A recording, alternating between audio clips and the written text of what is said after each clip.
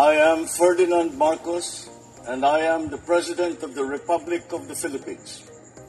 I stand today on behalf of 110 million Filipinos.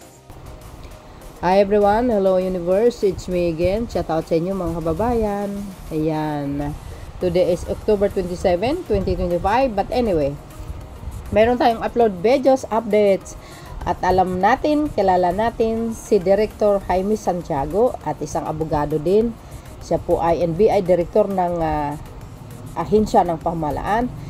Diba, nagkaroon po ng ng issue nung yung alam nyo naman no, ang social media na talagang kahit maganda yung ginagawa mo, yung mga salot sa lipunan, ginagawan ka ng istorya, siyempre magugulat ka na lang, bakit ganun? Wala naman akong ginawang ganun. Bakit nagkaroon naman ng ganyang klaseng istorya, 'di ba?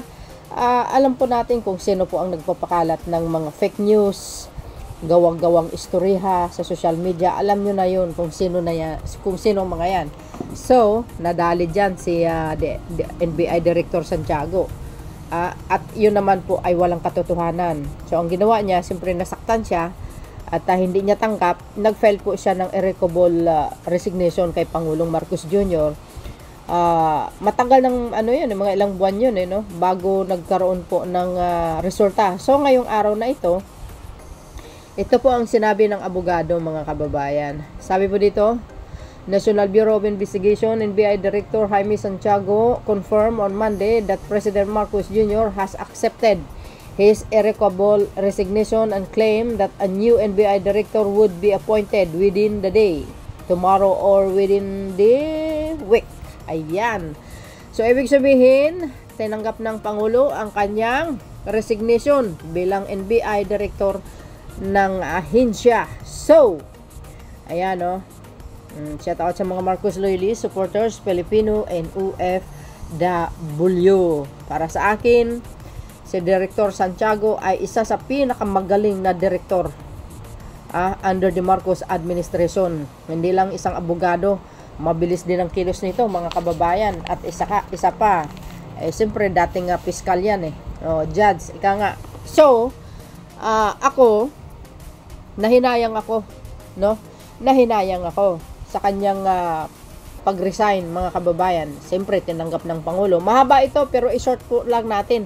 Ang pinaka-importante dito, ang pinaka-bottom line dito is nag-resign po siya at tinanggap ng Pangulo ang kanyang resignation letter. Irrevocable nga yun no? So, ang ginawa ng Pangulo, ayun, accepted. Diba?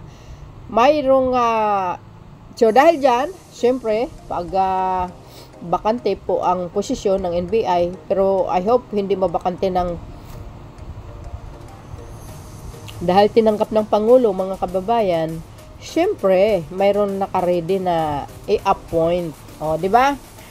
Alam niyo sa totoo lang si Director Santiago, sayang, ako nahinayang sa kanya. Bakit kanyo? Napakagaling na direktor ito, very honest mga kababayan. I hope mayroong posisyon na ibibigay sa kanya na mas mataas pa. O, di ba? Malay natin baka sa DOJ. O, ito sa akin lamang yan malay natin lang mga kababayan. So dahil dyan, marami ding naghihinayang, no? Sayang, sana hindi na lang siya umalis. At marami pong nagawa ito mga kababayan mula nung in-appoint ito ng Pangulong Marcos Jr. But it's okay, ganun talaga ang buhay, no? So dahil minsan kahit isa kang judge, isa kang abogado, isa kang matapang na tao, minsan may kahinaan ka din pagdating sa mga bagay na hindi mo nakakayanan. Tulad yan, nadali siya ng fake news. Kagagawa niya ng dialysis.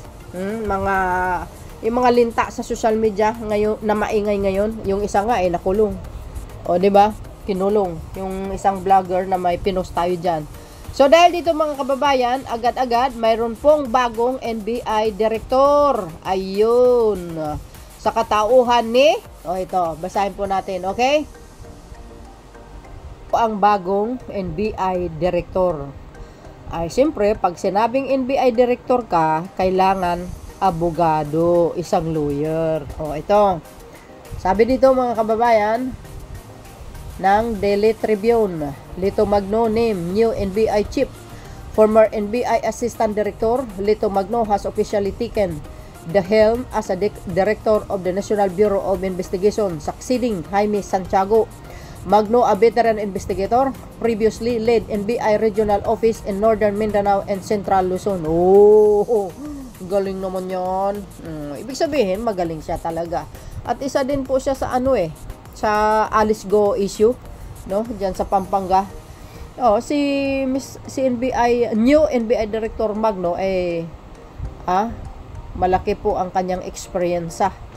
So mas maganda mga kababayan, if you want to research his biography or profile, lahat makikita nyo yan sa Googles. Magaling na magaling na director ito. Nagiging assistant pala siya, kaya siya na po ang nilagay, no? Alam nyo naman po, pag once na nag-assign ka ng isang opisyal, lalo na dito sa mga sensitibong mga posisyon, kailangan dekalidad, di ba? At bihasa, maganda ang background, walang bahid na karumihan, no? So sure yan. Alam nyo naman, si PBBM, maingat po yan sa pag-a-appoint ng mga opisyal ng isang ahensya. So yun mga kababayan, ang bagong direktor ng NBI, itong posisyon na ito, kailangan matinik, matapang, walang kinatatakutan mga kababayan. Pag sinasabi mo National Bureau Investigation, agay, lagi ka kasi lagi kang nasa social media di ba? All over, kumbaga total package ang ruta nila, no? Sa mga smuggle, lahat-lahat, anong klaseng kaso, NBI lagi. Nako po. At siyempre, malaki ang kanyang kakayahan. So dahil dyan mga beswa, nagkukomenting na yun.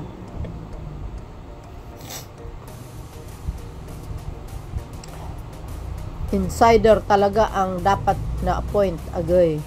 Congratulations sir. The new NBI Director, congrats sir, Attorney Angelito Magno.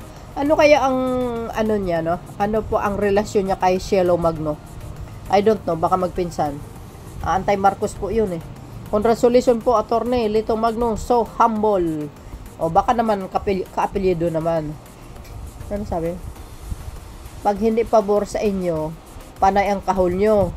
Kayo pala ang ayaw, Sabi kasi niya dito, isang aso ni PBBM. Siyempre, DDS yan. Alangan na i-appoint mo si Salsal Panilo, gunggong. Di ba? Pag hindi pabor sa inyo, panay ang di ba? Alangan naman tuta ni Digong ilagay. Tama. Siyempre, si PBBM pa. Alangan naman. Mapili po yan. Kumbaga binabalasa po mga yan sinusuri ang kanilang bawat posisyon, yung mga background nila, ano ba ang nagiging achievement nila nung sila po ay nasa mababang posisyon, di ba? Nako, kakaunti na lang natitira sa buhay niyo, tatay. Huwag po tayo masyadong magsasalita ng masama sa ating kapwa. Kayo rin. Ano yan? Parang the end is near.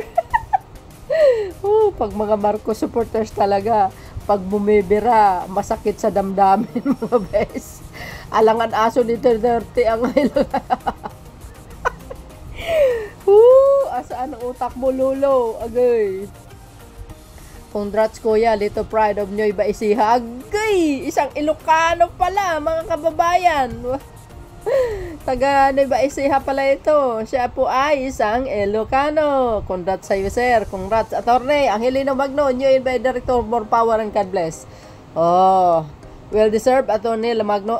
Kasi guys, no, kung nababasa nyo yung kanyang mga yung kanyang yung niya ba, yung profile niya, yung biography niya ba, tama ba ako?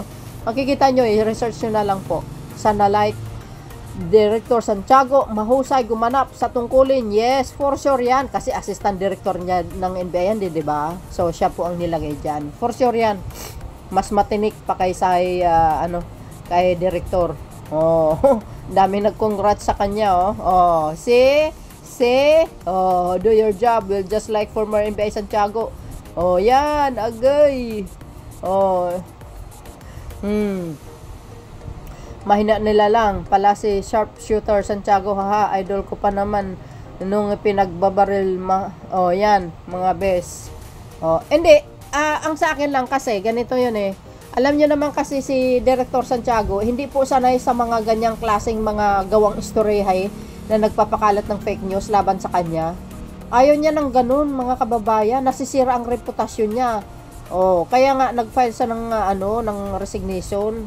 Baka hindi niya hindi siya nagiging brave doon. Dapat nagiging matapang siya at dapat sinanay niya na lang ang sarili niya sa mga ganyang klase mga fake news. Dapat tinutulad niya ang Pangulo. Si PBBM, matapang po yan. Very brave yan. Sanay na po yan. Bihasa na sa mga ganyang mga klaseng pagbibintang. Naku, si PBBM hindi natatablan yan. Dahil alam niya, since pa sa panahon ng kanyang ama, naku, talagang binibira sila ng mga dilawan. Sabi ko sa inyo eh. O, di ba? Nakarating pa nga ang Amerika yung kaso eh. Ang problema, natalo yung kalaban. So, yun mga bes. Ako